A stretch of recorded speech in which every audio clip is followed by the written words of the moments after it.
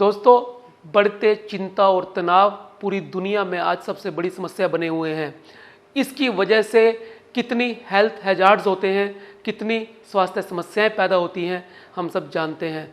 इसको दूर करने के लिए हम क्या कर सकते हैं, क्या क्या उपाय हमारे सामने हैं, आज हम बात करेंगे उस वैज्ञानिक तरीके से जिससे हम स्ट्रेस की और चिंता की आदत को छोड़ सकते हैं और नशे की आदत को भी बाय बाय कह सकते हैं। तो दोस्तों, आज हम जानेंगे वो वैज्ञानिक तरीके जिनसे हम अपने नशे को भी छोड़ पाएंगे और अपनी चिंता को भी दूर कर पाएंगे। और ये सारी बातें जिस किताब से हमने ली हैं उसका नाम है अनवाइंडिंग एंजाइटी, जिसे लिखा है जडसन ब्रियोर ने। दोस्तों, बहुत शानदार किताब है। आइए चलते हैं इसके शानदार सफर पर। पहला lesson, anxiety is controlled by our survival brain. दोस्तों, हमारे दिमाग के दो हिस्से होते हैं, एक सर्वाइवल, एक रैशनल। जब मनुष्य आदिम युग में रहता था, जब मनुष्य जंगलों के अंदर शिकार करता था, तब अगर कोई सामने ऐसा जानवर आ जाए जो भयानक हो, जो मनुष्य को मारकर खा सके, तो मनुष्य के पास दो विकल्प होते थे, फाइट या फ्लाइट, यानी या तो वो उससे लड़े और या फिर भाग जाए।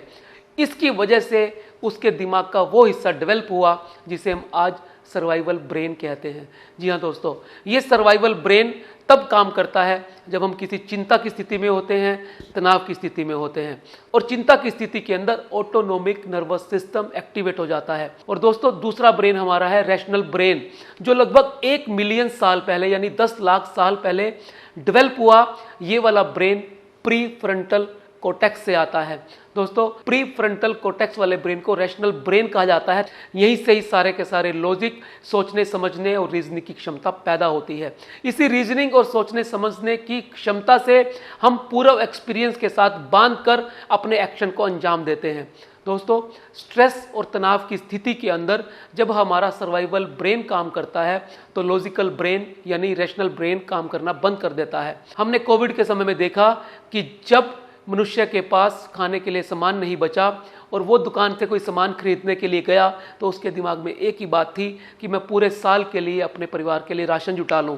उसका बाकी दिमाग काम करना बंद हो गया, यानी सिर्फ सर्वाइवल ब्रेन ने काम किया, यानी अपने आप को बचाने वाले ब्रेन ने काम किया, जो ऑटोनोमिक नर्वस सिस्टम से कंट्रोल होता है, जिसे हम सर्वाइवल ब्रेन कहते हैं। उसका दूसरा ब्रेन यानी रैशनल ब्रेन काम करना बंद कर गया, जहां रीजनिंग और फैसले लेने की क्षमता होती है।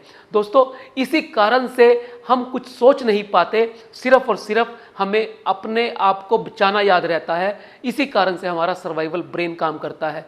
चिंता और तनाव की स्थिति में यही होता है, हमारा रैशनल ब्रेन काम करना बंद कर देता है और सिर्फ सर्वाइवल ब्रेन काम करता है। दूसरा lesson, anxiety and worries are addictive. दोस्तों, व्यक्ति बहुत सी आदतों का शिकार होता है, वो अच्छी भी होती हैं, बुरी भी होती हैं। ठीक इसी तरह से हमारी वरीज, हमारी चिंताएं, हमारा स्ट्रेस, हमारी एंजाइटी भी ऐसी ही आदतें हैं, ये भी हमें एडिक्टिव बनाती हैं। दोस्तों, जब मनुष्य किसी चिंता के अंदर होता है तो ये उसे एक विशियस साइकिल में ट्रैप कर देती हैं। चिंता एक आदत बन जाती है और ये आदत धीरे धीरे व्यक्ति को दोबारा उस चिंता के विशियस साइकिल में ट्रैप कर देती है, जिससे व्यक्ति कभी निकल नहीं पाता। इसी कारण से इनको भी एक एडिक्टिव हैबिट कहा गया है। तीसरा lesson, understanding the psychology of your destructive habit is the key to breaking them. दोस्तों, यदि हमें कोई आदत छोड़नी है, यदि कोई हमें नशा छोड़ना है, यदि हमें अपनी बुरी आदत को अपने से दूर ले जाना है, तो इसके लिए हमें बहुत सारी मेहनत करनी पड़ती है। मात्र जबरदस्ती उसे कंट्रोल करने से ये कभी काबू में नहीं आती। हमें इसके पीछे के मनोविज्ञान को समझना पड़ेगा। यदि हम चाहते हैं अपनी बुरी आदत को छोड़ना, दोस्तों, कोई व्यक्ति यदि शराब पीता है और शराब पीने के बाद उसे ये लगता है कि उसकी कुछ देर के लिए चिंता शांत हो गई है, तो ये एक बहकावा होता है, एक इल्यूजन होता है। एक्चुअल में शराब उसके इस विशियस साइकिल को बढ़ा देती है, उसमें उसे ट्रैप कर देती है और वो शराब पीने के बाद कुछ देर तो अपने आप को शांत महसूस कर सकता है, अपनी चिंता से जुदा महसूस कर सकता है, लेकिन अल्टीमेटली फिर अगले दिन वही साइकिल में वो ट्रैप हो जाता है। अपनी चिंता को दूर करने के लिए वो शराब का सहारा लेता है और वही शराब फिर उसे चिंता में दोबारा ले जाती है। इस तरह से ये साइकिल चलता रहता है। तो शराब पीना एक्चुअल में उसकी आदत को बढ़ाता है, ठीक नहीं करता, कम नहीं करता, क्योंकि वो उसके तनाव को बढ़ाता है। कुछ समय के लिए एक खुशी वाला हार्मोन डोपामिन रिलीज होता है जो उसे एक इल्यूजन देता है कि वो अपनी चिंता से दूर जा रहा है, लेकिन एक्चुअल में ऐसा नहीं होता। एक्चुअल में ये साइकिल धीरे धीरे बढ़ता जाता है, वो एक डिस्ट्रक्टिव साइकिल में फंस जाता है और एक हैबिट लूप बन जाता है। तो यदि हम अपनी किसी आदत को छोड़ना चाहते हैं या किसी नशे को छोड़ना चाहते हैं तो हमें इसके पीछे के मनोविज्ञान को समझना होगा। चौथा lesson, mindfulness is the key tool in untangling habit loops. जी हाँ दोस्तों, माइंडफुलनेस एक शानदार तरीका है जिससे हम इस हैबिट लूप से बाहर आ सकते हैं और अपनी चिंता छोड़ सकते हैं और नशे की लत से मुक्ति पा सकते हैं। दोस्तों, माइंडफुलनेस एक ऐसा शानदार तरीका है जिसको हमने पहले भी बहुत सारी बार पढ़ा है।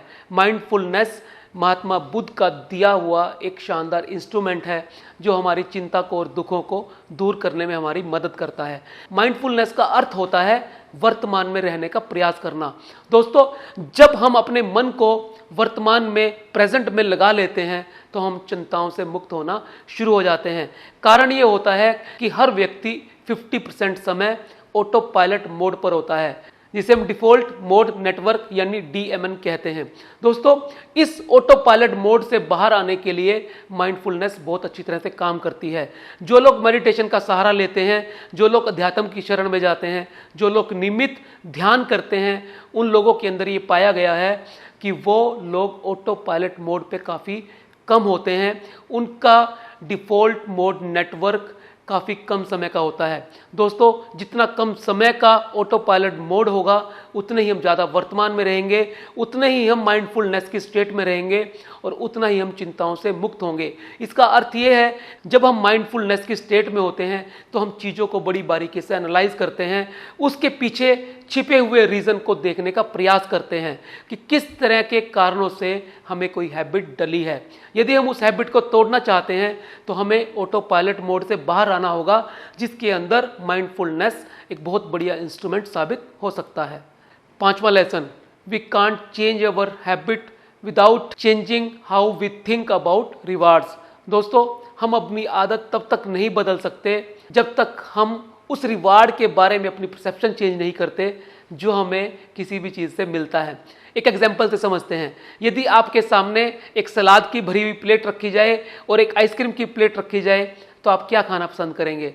दोस्तों, ज़्यादातर लोग आइसक्रीम खाना पसंद करेंगे, जबकि उनके दिमाग के रैशनल ब्रेन को, उस तार्किक हिस्से को ये पता है कि सलाद आपके लिए ज़्यादा फायदेमंद है, फिर भी हम आइसक्रीम खाना पसंद करेंगे। इसका कारण ये है कि जब हम आइसक्रीम खाते हैं तो डोपामिन नाम का हार्मोन जो हमें खुशी प्रदान करता है वो रिलीज होता है और हमें एक इंस्टेंट ग्रेटिफिकेशन, एक अचानक मिलने वाली खुशी देता है, जिससे हमारा मन प्रसन्न हो जाता है, जबकि सलाद खाने से ऐसा नहीं होता। यदि हम अपने आप को, अपने रेशनल दिमाग को यहाँ पर हावी कर सकें और अपने आप को ये समझाने में कामयाब हो जाएं आपकी सेहत के लिए सलाद ज़्यादा बेहतर है, यानी हम इस रिवार्ड सिस्टम के अगेंस्ट खड़े हो जाएं, अपने रैशनल ब्रेन को सर्वाइवल ब्रेन के अगेंस्ट खड़ा करने में कामयाब हो जाएं, तब हम अपनी आदत को बदल सकते हैं।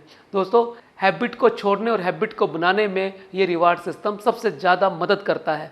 तो यदि हम चाहते हैं किसी आदत को छोड़ना, यदि हम चाहते हैं अपने नशे की लत से दूर होना और यदि हम चाहते हैं चिंता के दुष्चक्र से बाहर आना, तो हमें इस रिवार्ड सिस्टम को समझना पड़ेगा और इसके साथ मजबूती से अपने आप को खड़ा करना पड़ेगा। छठा और अंतिम lesson, deprivation curiosity versus interest based curiosity. दोस्तों, क्यूरियोसिटी दो किस्म की होती है। जब एक बच्चा हर चीज़ के ऊपर प्रश्न चिन्ह लगाता है, हर चीज़ को जानना चाहता है, चाहे वो दुनिया की कोई भी चीज़ हो, तो उसे इंटरेस्ट बेस्ड क्यूरियोसिटी कहते हैं। वो अपने आप को किसी चीज़ में बांधता नहीं है, हर बारे में जानना चाहता है, हर चीज़ की इंफॉर्मेशन प्राप्त करना चाहता है। दोस्तों, लेकिन जैसे जैसे हम बड़े होते हैं वैसे वैसे ये interest based curiosity deprivation curiosity में बदलनी शुरू हो जाती है। हम सिर्फ उसी चीज़ की इंफॉर्मेशन चाहते हैं जो हमारी इच्छाओं को पूरा करने के लिए या हमसे संबंधित होती हैं।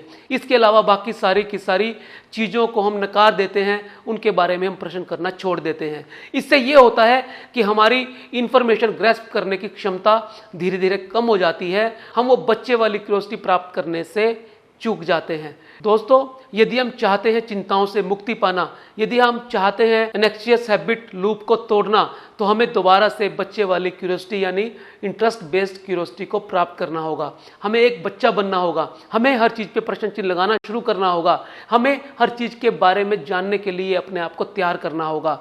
तभी हम एक ऐसे स्टेज में पहुंचेंगे जब हम चिंताओं से मुक्त हो सकेंगे। तो दोस्तों, हमने जाना कि चिंता एक कंपल्सिव बिहेवियर है जो हर व्यक्ति के अंदर होती है। यदि हम इसके लूप को तोड़ना चाहते हैं और अपने आप को किसी भी तरह के नशे से मुक्त करना चाहते हैं और बेहतरीन जीवन जीना चाहते हैं, तो हमें माइंडफुलनेस का सहारा लेना पड़ेगा। हमें सर्वाइवल ब्रेन को रिवायर करना होगा, हमें बच्चे की तरह क्यूरियस होना होगा। दोस्तों, ये सारी तकनीक अपनाकर हम एक शानदार जीवन के मालिक बन सकते हैं। मैं उम्मीद करता हूँ इस किताब की समरी आपको अच्छी लगी होगी। यदि आपको लगता है कि ये और लोगों के भी काम आ सकती है तो इसे शेयर करना ना भूलें। मिलते हैं अगले वीडियो में फिर एक नई किताब के साथ। तब तक के लिए नमस्कार।